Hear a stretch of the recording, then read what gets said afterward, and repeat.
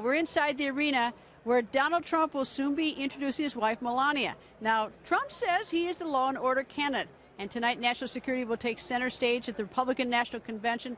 Illinois Congressman and Air Force pilot Adam Kinzinger is here to go on the record. Good evening, sir. Hey, Greta, how are you? Good. So Donald Trump says he's a law and order president. What does that mean? Well, I think he's basically talking about the fact that, look at the last 8 years under President Obama. You have the rise of Russia. You have ISIS being, nobody knew what ISIS was even 3 years ago.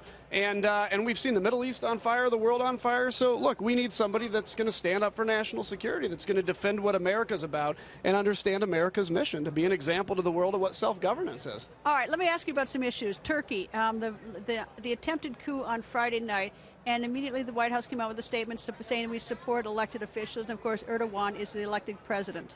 Yeah, look, it's a very tough position for the United States to support a coup. We can't do it in a democratically elected area, but this is a really bad case scenario for Turkey, because right now Erdogan, who's been trying to consolidate power and basically become a one-man show, is going to use this as an opportunity to do it. So it is incumbent on the United States now to hold Turkey accountable to saying, you know, we get that you have to punish some people for a coup attempt, but at the end of the day, respect human rights as a, as a member of NATO. They're a very important member. Is Turkey the next Iran in terms of moving so far away from a secular government that it's going to be like Iran? And the reason I ask you is because that air base in Turkey is so critical to our fight against ISIS. We use that. That's one of our best resources. Yeah, I've spent some time at that air base with the military, and it's extremely important. So to answer your question, I sure hope not. Turkey is, again, a NATO ally. They're the bridge between Europe and the Middle East. So we have to do our best to encourage the Turks to continue to stand for human rights, freedom, and for secular government. All right, well, it seems to be going in the wrong direction, it does. And it's a powder keg there. So